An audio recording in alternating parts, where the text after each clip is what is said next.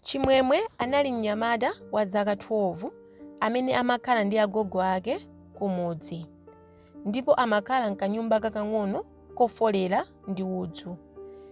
Chimwemwe ndi agogo ake amakhala moyo wovutika ndithu. Chakudya amachipeza koma movutikira.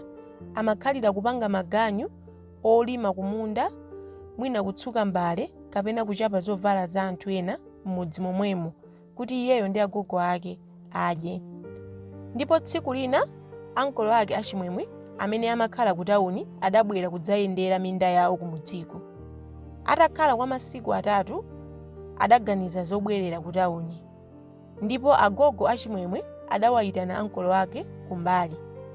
Kodi sizingathekeko kuti mumutengeko chimwemwe mwina akaphunzireko sukulu, chifukwa ndikuona ngati kunoku siziyenda, koma ndi mwana wakhama.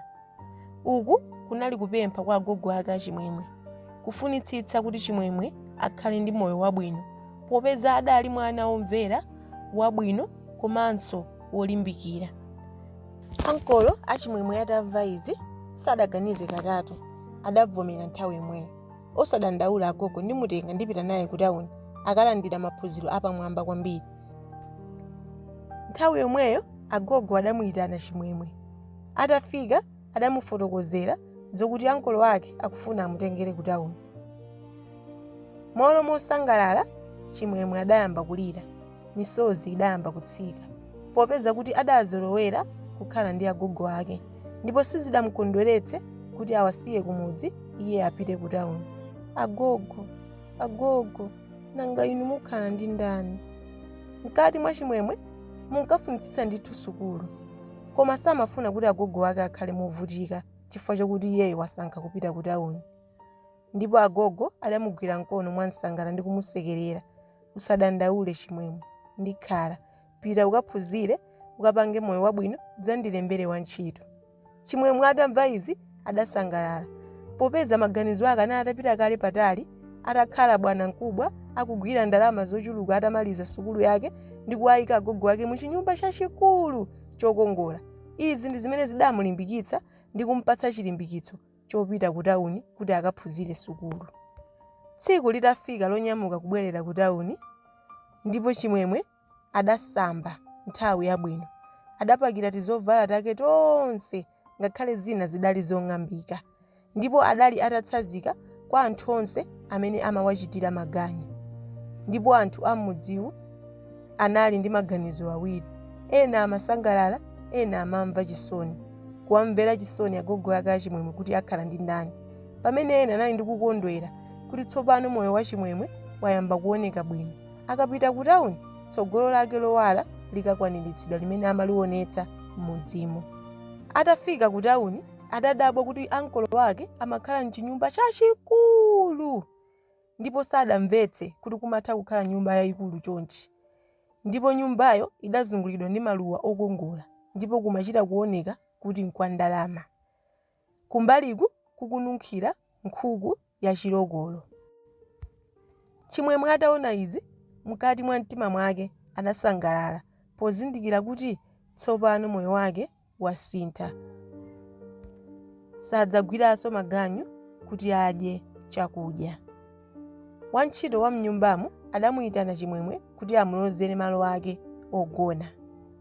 Ndipo mmene amamuyitana chimwemwe kuti akamuuze za chipinda chake, nkuti mu mtima mwa chimwemwe adali atalingalira kale chipinda chogona chachikulu ndi chibedi chachikulu chonyofwa. Ndipo chimwemwe adadzidzimuka wantchito atamulozera kachipinda kakang'ono kamene kanalibe ndi bedi lomwe, koma mkeka wopanda zoyala. Apa nkuti azibale ake achimwemwe amene dzina lawo lidali Livwazi ndi Wande anali atapita mzipinda zawo zimene zinali ndi mabedi akuluakulu komanso zofunda zonyofwa.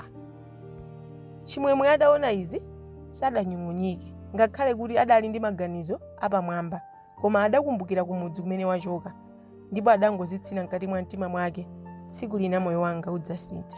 Ndipo mmawa kutacha chimwemwe adadzutsidwa ndi wantchito uja kuti athandizire ntchito zapakhomo. ndipo m'maganizo mwake amaona ngati kuti mwana aliyense pakhomopo wadzuka kuti agwire ntchito limodzi ndi wantchitoyo, ndipo adadabwa kuona kuti adadzutsidwa ndi iye yekha ndipo anzake onse anali akugona. Chimwemwe adatengedwa ngati wantchito ku tawuni wothandizira wantchito amene analimo kale m'nyumbamo. Ndipo popeza Chimwemwe adatengedwa kumudzi ndi lonjezo la sukulu, zina zonse zimene zimachitika ku nyumbako sizimampweteka ayi, popeza adali atazolowera moyo wa maganyu kumudzi ndipo sadaone kuwawa kulikonse. Kwa iye amangoyembekeza tsiku limene iye apite ku sukulu, popeza adali atasiya sukulu zaka za m'mbuyomo ndipo samakumbukirako angakhale chilembo chimodzi chomwe cha mkalasi. Patatsala sabata imodzi kuti sukulu zitsegulire, Chimwemwe anali wosangalala.